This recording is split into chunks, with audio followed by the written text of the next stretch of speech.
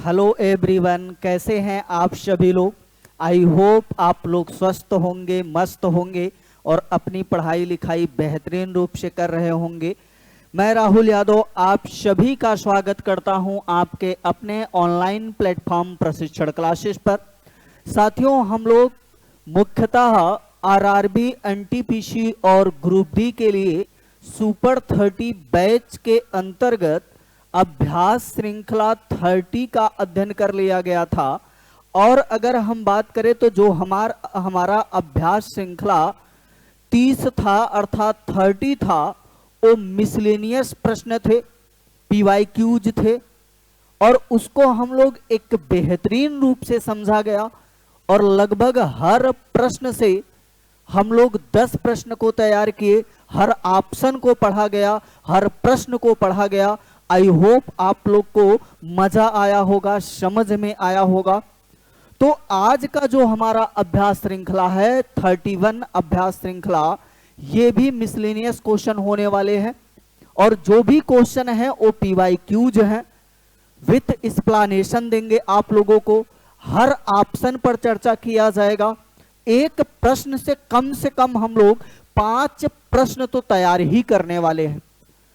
तो ये मान के चलिए आज लगभग आप लोग जो है 60 से 70-80 क्वेश्चन जो है तैयार करने वाले हैं, अगर आप लोग यहाँ पे अपना समय दिए तो। मेरे साथियों, हम हर वीडियो में, हर क्लास में कहते हैं कि आप लोग जब पढ़ने बैठिए, वीडियो देखने बैठिए तो कॉपी पेन साथ लेकर बैठें। जो आपको नहीं आ रहा है, जो इंपॉर्टेंट है, उसको नोट करते चलिए, क्योंकि जो साथियों आपका नोट्स होता है ये आपका प्रतिबिंब होता है। जैसे जब आपका एग्जाम्स नजदीक आएगा तो उस समय आप अपने पूरे नोट्स को, एक बहुत बड़े नोट्स को 1 से 2 घंटा में रिवीजन कर सकते हैं, तैयार कर सकते हैं। लेकिन आपने नोट्स बनाया नहीं और जब डेट आ जाता है तो हमने अक्सर देखा है कि जो साथियों स्टूडेंट होते हैं वो मार्केट से जाएंगे, कोई टेस्ट सीरीज खरीदना चालू कर देंगे, बुक खरीदना चालू कर देंगे। बुक को आप कभी 10 दिन, 1 घंटे, 2 घंटे में नहीं पढ़ सकते हो साथियों। तो आप नोट्स जरूर बनाएं, साथ साथ जरूर लिखें। ये मेरी आप लोगों से जो है अनुरोध है, रिक्वेस्ट है, और ये आप लोगों को आगे चल के बहुत जो है काम करेगा, लाभ देने वाला है। जैसे आप वीडियो को देखते जा रहे हैं, स्किप करते जा रहे हैं, आंसर सिर्फ देखते जा रहे हैं, तो उसको देखिए, लेकिन जो इंपॉर्टेंट लिखवाया जा रहा है साथियों वो लगभग इंपॉर्टेंट होगा। जिस पर चर्चा किया जा रहा है उसको आप लिखते चलिए, जो आपको आ रहा है उसको मत नोट कीजिए। तो आइए चलिए, ज्यादा बात नहीं करते हैं, चलते हैं अपने प्रश्न की तरफ और फुल एनर्जी के साथ, फुल ऊर्जा के साथ हम लोग पीवाईक्यूज विथ एक्सप्लेनेशन, कॉन्सेप्ट सब कुछ समझा जाएगा। आइए चलते हैं अपने पहले प्रश्न की तरफ। क्या कह रहा है हमारा पहला प्रश्न? आरआरबी ग्रुप डी में पूछा गया प्रश्न है साथियों, पीवाईक्यूज है। कह रहा है ध्वनि तरंगे होती हैं, यानी आपसे कह रहा है साउंड वेव्स आर वेव्स, यानी ध्वनि तरंगे कौन सी तरंग होती है? बीच में खाली स्थान है, इसको आपको फिल करना है। कह रहा है विद्युत चुंबकीय तरंगे होती हैं कि अनुप्रस्थ या ट्रांसवर्स होती हैं, फिर कह रहा है सुपर होती हैं, फिर कह रहा है यांत्रिक होती हैं। तो मेरे साथियों सही उत्तर का चयन कीजिए, कमेंट कीजिए सही उत्तर क्या होने वाला है इसका। तो अगर हम सही उत्तर की बात करें तो सही उत्तर क्या होगा? ध्वनि तरंगे कैसी तरंगे होती हैं? यांत्रिक तरंगे होती हैं, अर्थात मैकेनिकल तरंगे होती हैं। कैसी तरंगे होती हैं साथियों? मैकेनिकल तरंगे होती हैं। आई होप आप लोग को समझ में आया होगा। और अगर हम बात करें तो आप अपने दैनिक जीवन में बहुत सारी ध्वनियां सुनते भी होंगे, है ना, सुनते तो होंगे ही बहुत सारी ध्वनियां। तो अगर हम बात करें तो अभी हम लोग साउंड के बारे में, ध्वनि के बारे में क्या जाना कि ध्वनि एक प्रकार की यांत्रिक तरंग होती है ना। तो यांत्रिक तरंग, आइए थोड़ा सा यांत्रिक तरंग और अयांत्रिक तरंग को समझा जाएगा।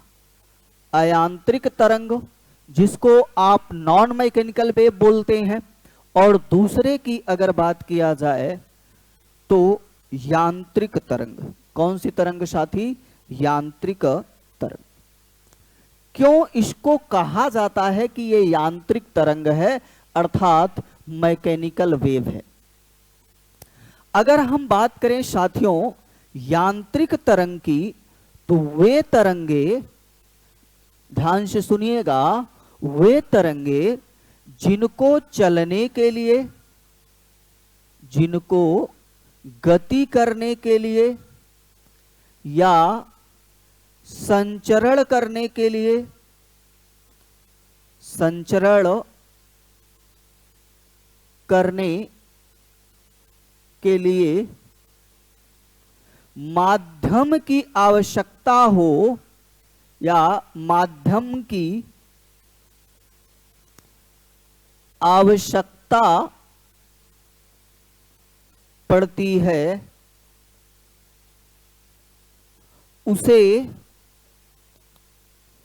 यांत्रिक तरंग कहते हैं।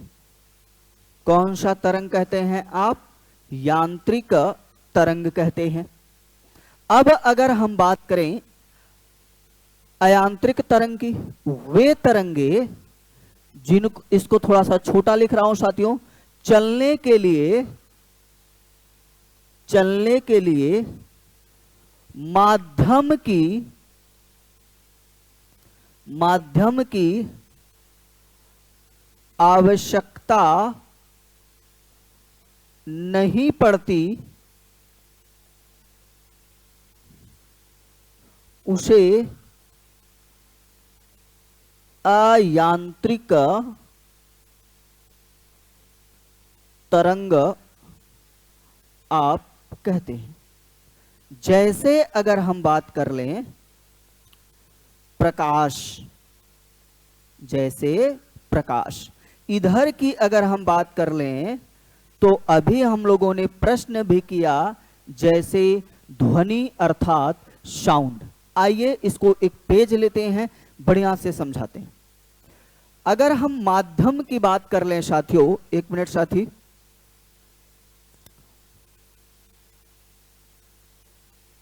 अगर हम माध्यम की बात कर लें, मीडियम की बात करें, तो हमारे प्रकृति में अगर हम बात करें, हमारे नेचर में जो माध्यम होते हैं वो तीन होते हैं, या तो ठोस, या तो द्रव, या तो गैस, सॉलिड, लिक्विड, गैस। अब जैसे अगर हमने अयांत्रिक तरंग के अंतर्गत, नॉन मैकेनिकल वेव के अंतर्गत मैंने प्रकाश बताया और कहा कि इसे माध्यम की आवश्यकता नहीं पड़ती, इसका मतलब है ये ठोस में भी चलेगी, द्रव में भी चलेगी, गैस में भी चलेगी, साथ साथ कहां चलेगी? निर्वात में भी चलेगी।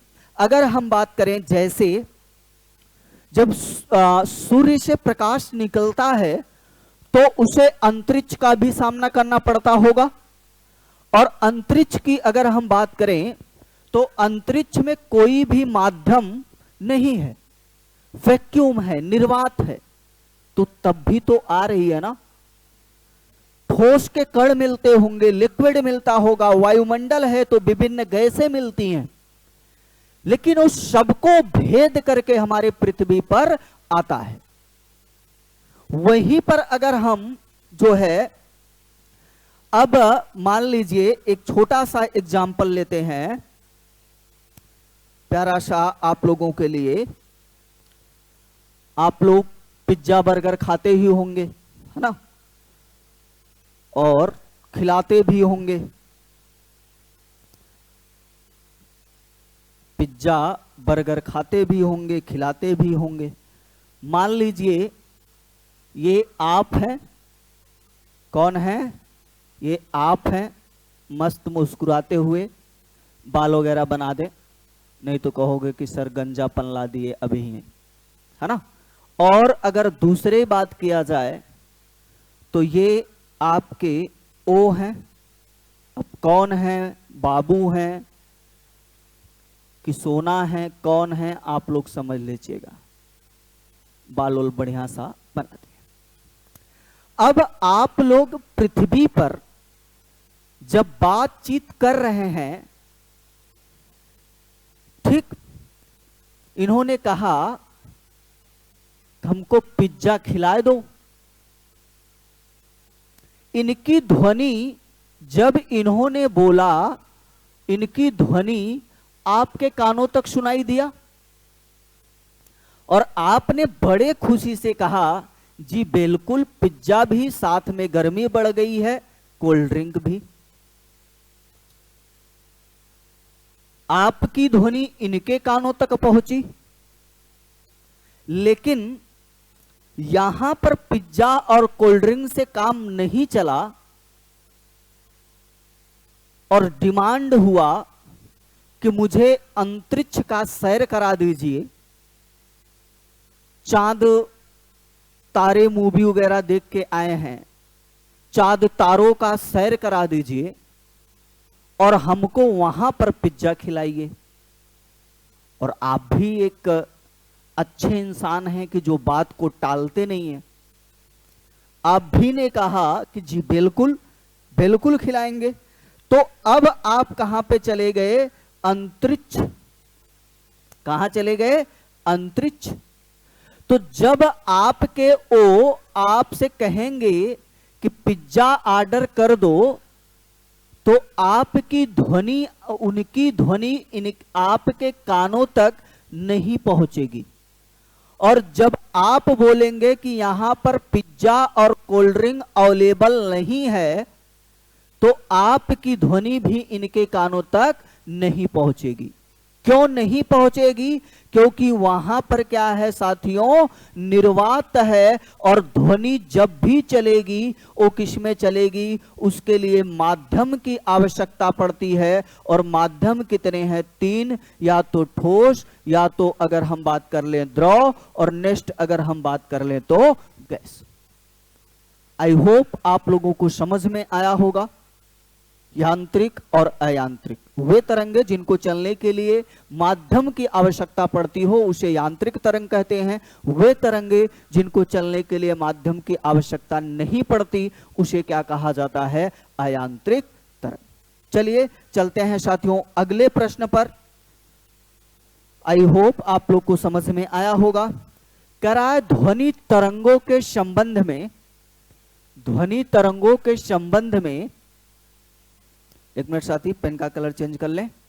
ध्वनि तरंगों के संबंध में निम्नलिखित में से कौन सा कथन सही नहीं है? और हमने कहा है जहां पर सही नहीं है, सही है, इसको अंडरलाइन आप हमेशा कर लिया करेंगे। ठीक है, चलिए आइए पढ़ते हैं। कह रहे हैं ये 330 से 350 मीटर प्रति सेकंड के रफ्तार से यात्रा करती है। आगे कह रहा है ये मैकेनिकल तरंगे हैं। मैकेनिकल तरंगे का मतलब साथियों अभी तो पढ़ा गया था, ये कौन सी तरंगे होती हैं? यांत्रिक तरंग होती हैं। जी बिल्कुल सही है, ये मैकेनिकल तरंग होती है। इन्हें यात्रा करने के लिए किसी प्रकार के माध्यम की आवश्यकता नहीं होती है। कह रहा है इन्हें चलने के लिए या इन्हें संचरण करने के लिए किसी भी माध्यम की आवश्यकता नहीं होती है। क्या ऐसा हमने कहीं बताया? क्या नहीं बताया।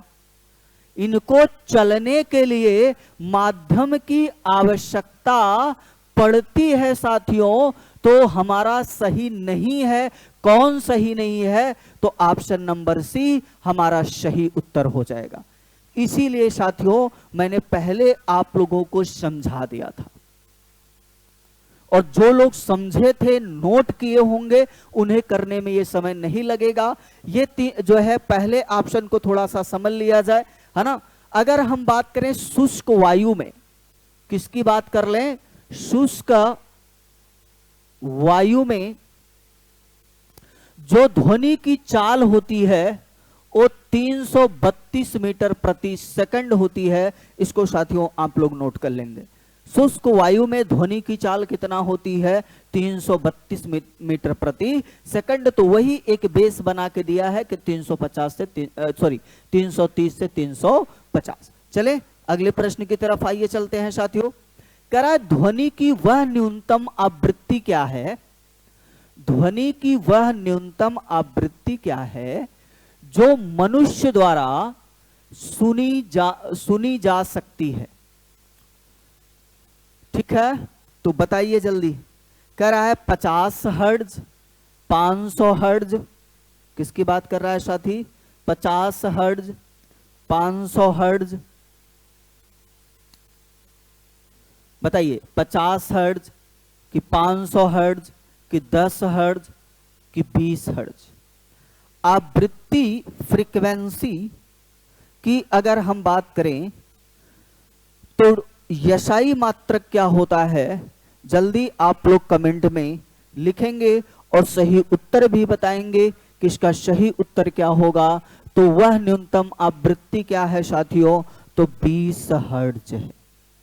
क्या है, 20 हर्ट्ज है। और आइए थोड़ा सा समझा जाता है। ध्वनि साउंड की अगर हम बात करें साथी, तो इसे आवृत्ति के आधार पर, इसके फ्रीक्वेंसी के आधार पर इसको 3 वर्गों में विभाजित किया गया है। एक की अगर हम बात कर लें तो बोला जाता है श्रव्य ध्वनि, है ना, विजिबल साउंड। दूसरे को बोला जाता है अश्रव्य ध्वनि, और तीसरे की अगर हम बात कर लें तो पराश्रव्य ध्वनि। अगर हम इसकी बात करें श्रव्य ध्वनि कितने से कितने बीच होती है, तो 20 से लेकर 20,000 हर्ट्ज के मध्य में होती है साथियों। अश्रव्य की अगर हम बात कर लें तो 20 हर्ट्ज से कम होती है। पराश्रव्य की अगर हम बात करें तो ये 20,000 हर्ट्ज से इकाई, दहाई, सैकड़ा, हजार, 10,000, 1 मिनट साथी, 2 लाख लिखा गया है। 20,000 हर्ट्ज से अधिक होती है। तो जो हम लोग नॉर्मली बातचीत करते हैं वो कितने से कितने के बीच में करते हैं, तो 20 से लेकर 20,000 हर्ट्ज के मध्य में करते हैं। और सबसे न्यूनतम क्या है, यही 20 तो है साथियों, यही तो प्रश्न था। वे ध्वनियां जिनको हम आसानी से अपने कानों द्वारा सुन सकते हैं, 1 मिनट साथी, जिनको हम अपने कानों द्वारा आसानी से सुन सकते हैं उसे श्रव्य ध्वनि कहते हैं। अश्रव्य ध्वनि को समझ लीजिए जरा सा, अश्रव्य ध्वनि। और दूसरा अगर हम बात करें तो पराश्रव्य ध्वनि। वे ध्वनियां जिनको हम बिना यंत्रों के द्वारा नहीं सुन सकते हैं, यानी इसको सुनने के लिए हमें किसी न किसी यंत्र की आवश्यकता पड़ेगी, और ये 20 हर्ट्ज से क्या होती है, कम होती है। और ये 20,000 हर्ट्ज से क्या होती है साथियों, अधिक होती है। और जैसे अगर बात कर लें आपके दिल, आपके धड़कन, आपके हृदय, से जो उत्पन्न ध्वनि होती है वो कौन सी ध्वनि होती है? तो वो अश्रव्य ध्वनि होती है। लोग कहते भी हैं, है ना, मैं आपके दिल की आवाज को सुन सकता हूं या सुन सकती हूं। तो अब बोलिएगा कि दिल से जो उत्पन्न ध्वनि होती है वो कैसी ध्वनि होती है? कैसी ध्वनि होती है? अश्रव्य ध्वनि। ठीक, तो सावधान रहिए, सावधानी हटी, दुर्घटना घटी। दिल की आवाज, धड़कन, हृदय की आवाज सुनने के लिए आपको स्टेथोस्कोप की जरूरत पड़ेगी, तभी सुन पाएंगे। स्टेथोस्कोप, जिसको आप नॉर्मली क्या बोलते हैं? आला। आप डॉक्टर के यहां जाते हैं, डॉक्टर ईयरफोन जैसा लगाते हैं कान में, फिर आगे एक चिप सा होता है, फिर हार्ट पे रखते हैं, फिर चेक करते हैं आपका हृदय धड़क रहा है कि नहीं, आपका हृदय, आपका दिल आपके पास है कि नहीं। तो आप लोगों का दिल आपके पास है ना। तो हृदय से उत्पन्न ध्वनि कौन सी ध्वनि होती है? अश्रव्य ध्वनि। भूकंप से उत्पन्न ध्वनि, भूकंप से उत्पन्न ध्वनि कौन सी ध्वनि होती है? अश्रव्य। और आप लोग को बता दें मेरे साथियों, सभी जलीय जीव, सभी जलीय जीव, गेंडा, कुत्ता, बिल्ली, ये सब किसे अश्रव्य ध्वनि को आसानी से सुन सकते हैं।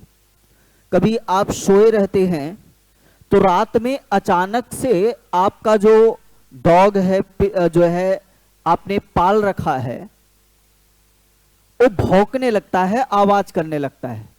आप निकले, नींद अच्छी खासी लगी थी, उसको उठाए, डंडा दूर खींचे, फालतू में चिल्ला रहा है।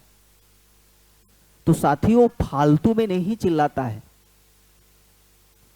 उसमें ये क्षमता है कि वो अश्रव्य ध्वनि को सुन सकता है, जो हम और आप नहीं सुन सकते हैं।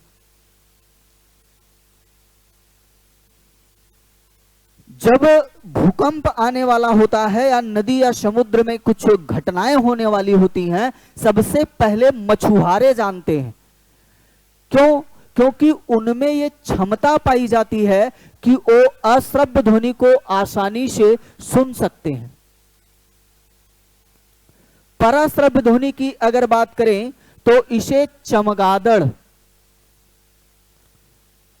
है ना, बैट, BAT, बैट, चमगादड़ इसे सुन भी सकता है और वो पराश्रव्य ध्वनि को उत्पन्न भी करता है, और इसी की सहायता से वह अपना भोजन प्राप्त करता है और अपने जो है सामने जब वो गति करता है आने वाले अवरोध का भी पता करता है।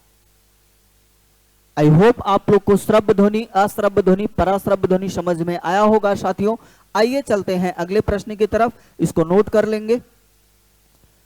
करा दिए गए तापमान पर ध्वनि की गति अधिकतम होती है, जल्दी बताइए किस में होती है। करा है स्टील में होती है कि एल्युमिनियम में होती है कि निकल में होता है या फिर आयरन में होता है, जल्दी बताइए कौन सा सही उत्तर होगा। सबसे ज्यादा ध्वनि की चाल किसमें होगी, जल्दी बताइए, जल्दी कमेंट कीजिए। अगर हम आयरन की बात कर लें साथियों, तो इसमें जो होता है 5950 मीटर प्रति सेकंड होता है। निकल में अगर हम बात कर लें तो निकल में जो होता है वो 6040 मीटर प्रति सेकंड होता है। वहीं एल्युमिनियम की अगर हम बात कर लें, एल्युमिनियम में कितना होता है साथियों, तो 6420 मीटर प्रति सेकंड। तो अब आप लोग तो बता ही सकते हो कि सबसे ज्यादा किसमें होती है ध्वनि की चाल।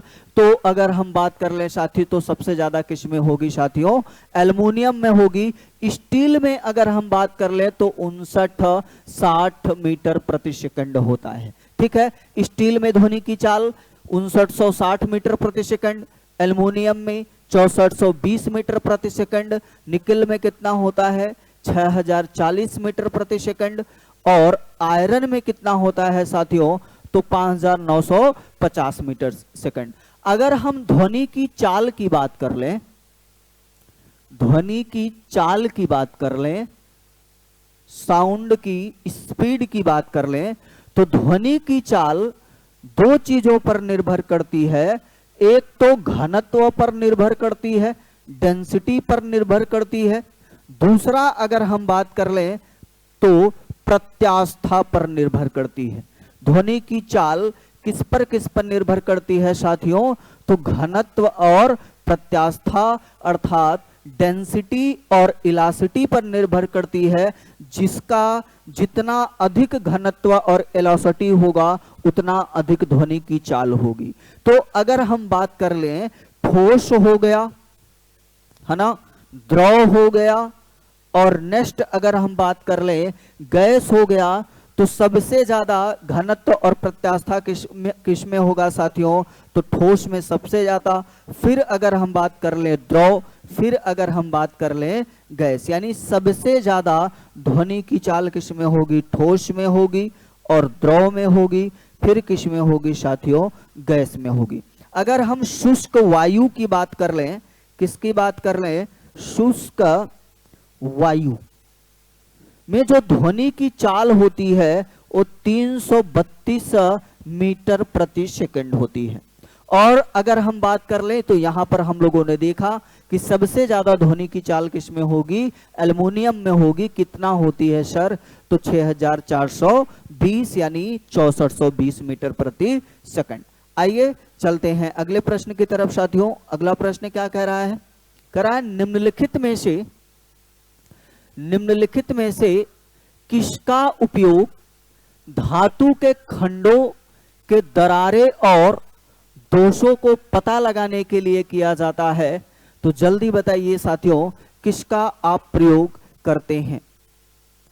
कह रहा है अनुनाद, फिर कह रहा है पराश्रवण, फिर कह रहा है प्रतिध्वनि, फिर कह रहा है साउंड नेविगेशन एंड साथियों यहां पर और रेंजिंग। ठीक है, तो साउंड नेविगेशन एंड अगर हम बात कर लें रेंजिंग, तो बताइए जो है किसका प्रयोग किया जाता है, तो मेरे साथियों प्रतिध्वनि पराश्रवण, यानी हमारा ऑप्शन नंबर बी सही उत्तर हो जाएगा। किसी धातु के दरारों को, किसी पत्थर के दरारों को पता लगाने के लिए किसका प्रयोग किया जाता है साथियों, तो पराश्रवण अर्थात अल्ट्रासोनिक साउंड का प्रयोग किया जाता है। और कहां पर किया जाता है, तो आप लिख सकते हैं अल्ट्रासोनोग्राफी में किया जाता है, अल्ट्रासोनोग्राफी में। दूसरा अगर हम बात कर लें इसका प्रयोग कहां पर किया जाता है, तो महंगे, एक मिनट साथी, महंगी घड़ियों के कलपुर्जों को साफ करने के लिए किया जाता है।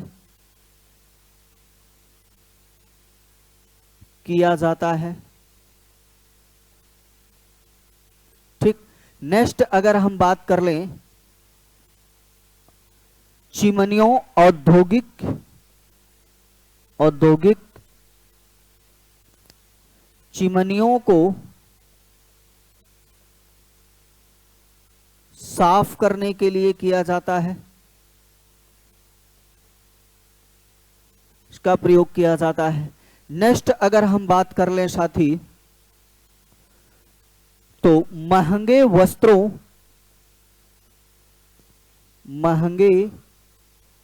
वस्त्रों की धुलाई करने के लिए किया जाता है, महंगे वस्त्रों की धुलाई के लिए। ठीक है, चलिए थोड़ा सा और साउंड नेविगेशन और रेंजिंग की अगर हम बात कर लें तो समुद्र में खोई हुई वस्तु की जांच करने के लिए किया जाता है।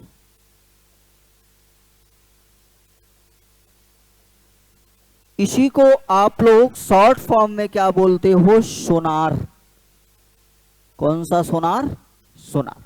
और पूरा नाम क्या होता है साथियों? साउंड नेविगेशन एंड रेंजिंग होता है। ठीक है, चलिए जो है चलते हैं अगले प्रश्न की तरफ। करा निम्न में से कौन सा रासायनिक परिवर्तन का उदाहरण है? तो जल्दी से कमेंट कीजिए, निम्न में से कौन सा रासायनिक परिवर्तन का उदाहरण नहीं है साथियों? क्या कह रहा है? रासायनिक परिवर्तन का उदाहरण नहीं है। इसको पहले अंडरलाइन करेंगे। कह रहा है शरीर में भोजन का पाचन, दूध का दही में बनना, जल का जलवाष्प में परिवर्तन, लोहे में जंग लगना। तो जल्दी कमेंट कीजिए, तब तक साथी पानी पी लेते हैं, है ना। रासायनिक परिवर्तन, ध्यान रहे, रासायनिक परिवर्तन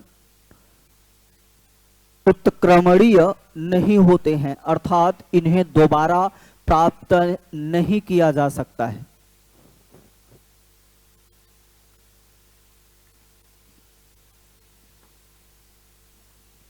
जल्दी कमेंट कीजिए, सही उत्तर क्या होगा? तो साथियों, जल का वाष्प में परिवर्तन रासायनिक परिवर्तन नहीं है साथी। जल वाष्प में परिवर्तित हुआ। आपने जैसे जल को, वाटर को टेम्परेचर बढ़ाया, क्या बढ़ाया? टेम्परेचर बढ़ाया, किसमें परिवर्तित हो गया? वाष्प में परिवर्तित हो गया। किसमें परिवर्तित हो गया? वाष्प में परिवर्तित हो गया। और वाष्प के टेम्परेचर को घटाया, किसके टेम्परेचर को घटाया? वाष्प के टेम्परेचर को घटाया, तो ये किस में परिवर्तित हो गया? जल में परिवर्तित हो गया। ये दोबारा हमें मिल जाएगा। शरीर में भोजन का पाचन, भोजन का डाइजेशन, पाचन हो गया। मैं कहूं जिस फॉर्म में आप मेरा भोजन था दीजिए, दे पाओगे क्या? नहीं दे पाओगे। दूध का दही बनना, दूध से तो दही आपने बना लिया, लेकिन क्या दही से दूध जो है प्राप्त कर लेंगे क्या? नहीं सर। फिर कह रहा है लोहे में जंग लगना, है ना। तो साथी समझ में आया होगा। चलिए चलते हैं अगले प्रश्न की तरफ।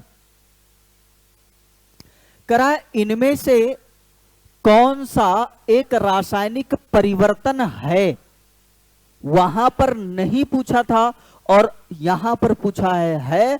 और मेरे साथियों, आप लोग बहुत ध्यान से करिएगा, इसीलिए मैं इस प्रश्न को लिया हूं कि आप लोग देखें कितना केंद्रित यहां पर है।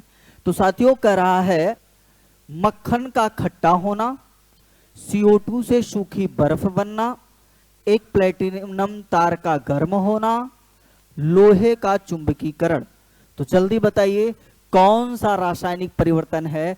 तो मेरे साथियों, मक्खन का खट्टा होना ये कैसा परिवर्तन है? रासायनिक परिवर्तन है। तो सही उत्तर क्या हो जाएगा? Option number A. चलिए चलते हैं अगले प्रश्न की तरफ। अगला प्रश्न क्या कह रहा है?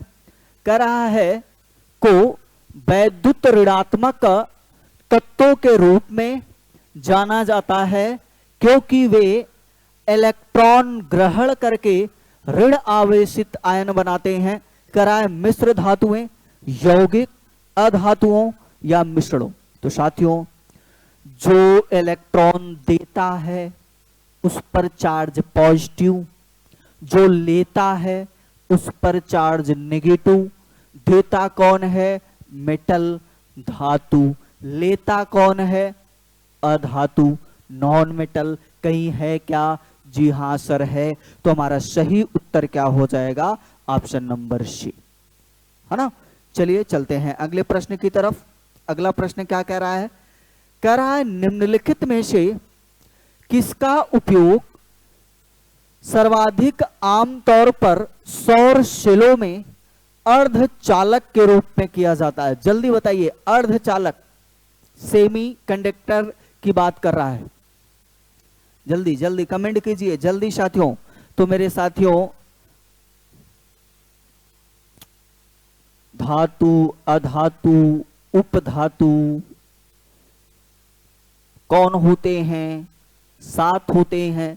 तो ऑप्शन नंबर सी जर्मेनियम और आर्सेनिक होगा। सही उत्तर क्या हो जाएगा हमारे साथियों? Option number C. ठीक है, चलिए चलते हैं अगले प्रश्न की तरफ। करा इनमें से कौन सा मानव रक्त में नहीं पाया जाता है? ब्लड, तेरा भी खून लाल, मेरा भी खून लाल, तेरे खून मेरे खून में क्या अंतर? तो जल्दी बताइए क्या नहीं पाया जाता है? कह रहा है ल्यूकोसाइट नहीं पाया जाता है, कि कॉन्ड्रोसाइट, कि लिम्फोसाइट्स, कि मोनोसाइट्स? जल्दी बताइए क्या नहीं पाया जाता है? तो साथियों सही उत्तर क्या होगा? ऑप्शन नंबर बी सही उत्तर होगा। कॉन्ड्रोसाइट्स साथी कोई ये नहीं पाया जाता है ब्लड में। बाकी ल्यूकोसाइट्स, लिम्फोसाइट्स, मोनोसाइट्स तीनों पाए जाते हैं। और अगर हम बात कर लें ल्यूकोसाइट्स की, किसकी बात कर लें? ल्यूकोसाइट्स की बात कर लें, तो ल्यूकोसाइट्स को ही आप कहते हैं बहुत प्यार से कि ये WBC होती है। क्या होती है? WBC होती है। WBC की अगर हम बात कर लें, पूरा इसका जीवन काल कितना होता है? इसका जीवन काल कितना होता है? तो 10 से 13 डे होता है।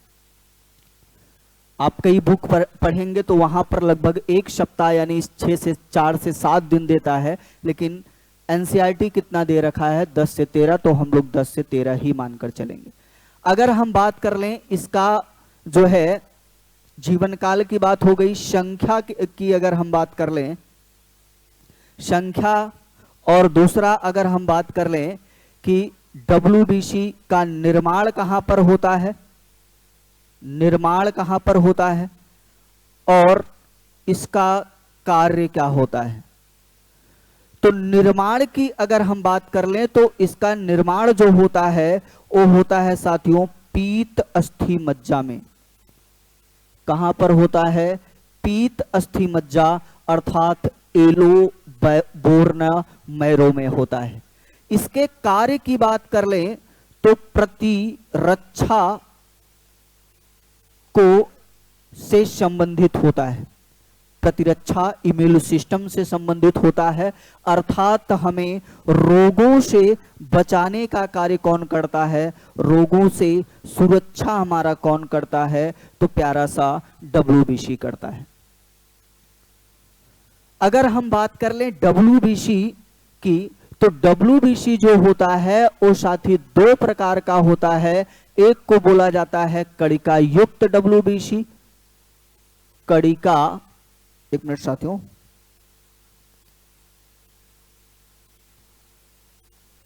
एक को बोला जाता है कणिका युक्त WBC और दूसरे को बोला जाता है कणिका विहीन WBC। कणिका युक्त WBC के अंतर्गत 3 प्रकार की जो सेलें पाई जाती हैं, जिसको आप लोग बोलते हैं न्यूट्रोफिल्स,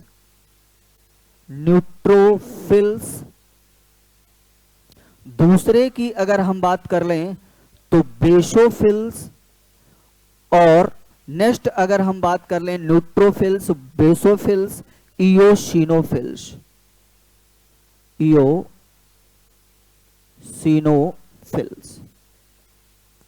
वहीं पर कणिका विहीन के अंतर्गत साथियों आता है लिम्फोसाइट्स और मोनोसाइट्स।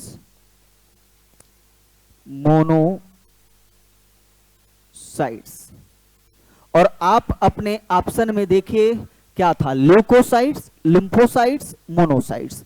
लिम्फोसाइट्स की भी अगर हम बात करें साथी, तो जो लिम्फोसाइट्स होता है ये भी दो प्रकार का होता है, एक होता है टी और दूसरा होता है बी।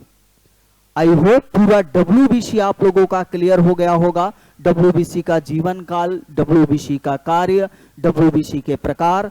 चलिए चलते हैं अगले प्रश्न की तरफ साथी। अगला प्रश्न क्या कह रहा है? कह रहा है मानव रक्त का तरल भाग जिसे कहा जाता है जल, लवण, प्रोटीन से बना होता है। कह रहा है RBC, red blood cell, plasma, WBC, platelets. अभी अगर हम बात कर लें, हम लोग डब्ल्यूबीसी पर बात किए थे, इसका सही उत्तर क्या होगा? प्लाज्मा होगा। क्या होगा? प्लाज्मा होगा। अगर हम कुल ब्लड की बात कर लें, टोटल ब्लड की बात कर लें, तो टोटल ब्लड में 50 से लेकर 55%, 50 से 55% कौन होता है? प्लाज्मा। बाकी बचा जो है, जो 45 से 50% कौन होती हैं? तो ब्लड वेसल्स होती हैं, सॉरी कणिकाएं होती हैं। वहीं पर अगर हम बात कर लें, जो प्लाज्मा होता है ये टोटल अपने का 92% जो है जल, फिर कुछ प्रोटीन और कुछ लवण और कार्बनिक तथा अकार्बनिक यौगिक पाया जाते हैं। जैसे डब्ल्यूबीसी के बारे में अभी हम लोगों ने जाना था कि उसका मुख्य कार्य क्या होता है, तो उसी प्रकार से प्लाज्मा का मुख्य कार्य होता है भोजन का परिवहन करना। भोजन का परिवहन करना। समझ में आया? चलिए चलते हैं अगले प्रश्न की तरफ। प्लाज्मा के बारे में समझा गया। अगला प्रश्न कह रहा है निम्नलिखित में से कौन सा मानव रक्त में मौजूद एक वर्णक है जो ऑक्सीजन को हमारे फेफड़े से शरीर के सभी अंगों में ले जाता है? कह रहा है प्लेटलेट्स, श्वेत रक्त कणिका यानी डब्ल्यूबीसी की बात कर रहा है, लसिका, हीमोग्लोबिन। तो सही उत्तर क्या हो जाएगा साथियों? Option number D, haemoglobin. आइए थोड़ा सा एचबी अर्थात हीमोग्लोबिन के बारे में जाना जाता है। चलिए एचबी मैं लिखा हूं तो उसको समझ लीजिएगा कि हीमोग्लोबिन है। हीमोग्लोबिन की अगर हम बात करें साथियों, हीमोग्लोबिन की कमी से कौन सा रोग होता है? हीमोग्लोबिन की कमी से। हीमोग्लोबिन महिला में कितना पाया जाता है? हीमोग्लोबिन पुरुष में कितना पाया जाता है? हीमोग्लोबिन ऑक्सीजन का परिवहन करता है तो कितना % करता है? बाकी कैसे होता है, ये सारी चर्चा कर लिया जाए। तो हीमोग्लोबिन की कमी से एनीमिया रोग होता है। एक मिनट साथी, हीमोग्लोबिन की कमी से एनीमिया रोग होता है, जिसको आप रक्त अल्पता के नाम से भी जानते हैं या कहते हैं खून की कमी हो जाना।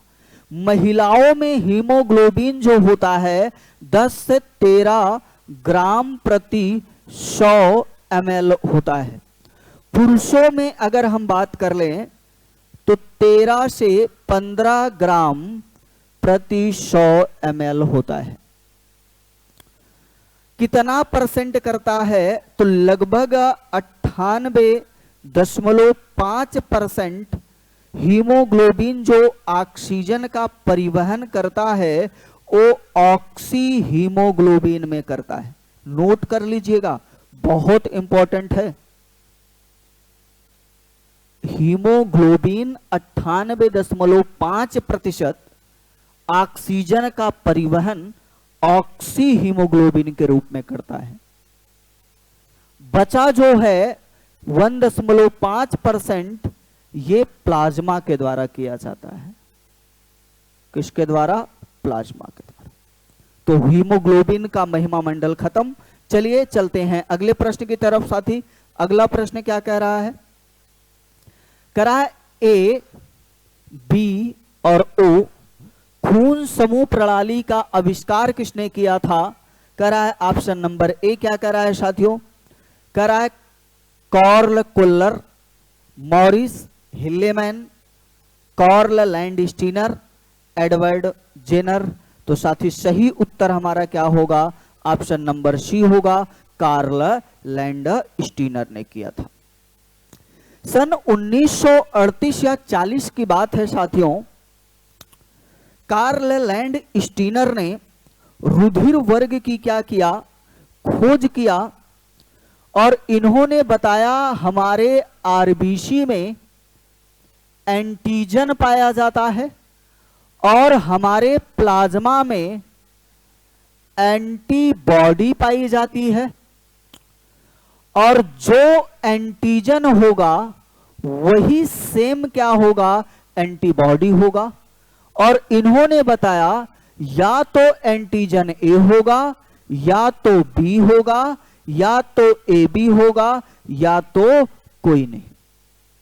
अगर एंटीजन ए तो साथी, जो एंटीजन होगा वही व्यक्ति का रक्त वर्ग होगा। मैंने उल्टा बोल दिया, जो एंटीजन होगा वही व्यक्ति का क्या होगा? रक्त वर्ग होगा। अगर एंटीजन ए तो रक्त वर्ग कौन सा? ए। अगर एंटीजन बी, जो एंटीजन वही रक्त वर्ग, ए बी तो ए बी। अगर कोई एंटीजन नहीं है तो उसे इन्होंने 0 बताया और आगे चल के इसका क्या नाम दिया? ओ। और एंटीजन के विपरीत में जो एंटीजन, उसके विपरीत में इन्होंने बताया कि हमारे प्लाज्मा में, कहां पर? हमारे प्लाज्मा में एंटीबॉडी पाई जाती है। कौन सी बॉडी? एंटीबॉडी। अगर एंटीजन ए तो एंटीबॉडी बी, अगर एंटीजन बी तो एंटीबॉडी ए, अगर एंटीजन ए बी तो एंटीबॉडी कोई नहीं। कोई नहीं एंटीजन तो एंटीबॉडी क्या हो जाएगी? ए बी हो जाएगी। आई होप आप लोग को समझ में आया होगा। जो एंटीजन वही रक्त वर्ग, एंटीजन के ठीक उल्टा क्या होता है? एंटीबॉडी। और खोज इसकी किसने किया? 1938 में कार्ल, कौन थे? कार्ल लैंडस्टीनर महोदय थे। कौन थे साथी? Karl Landsteiner. चलिए चलते हैं अगले प्रश्न की तरफ। अगला प्रश्न क्या कह रहा है? हीमोग्लोबिन में निम्नलिखित में से कौन सी धातु मौजूद होती है?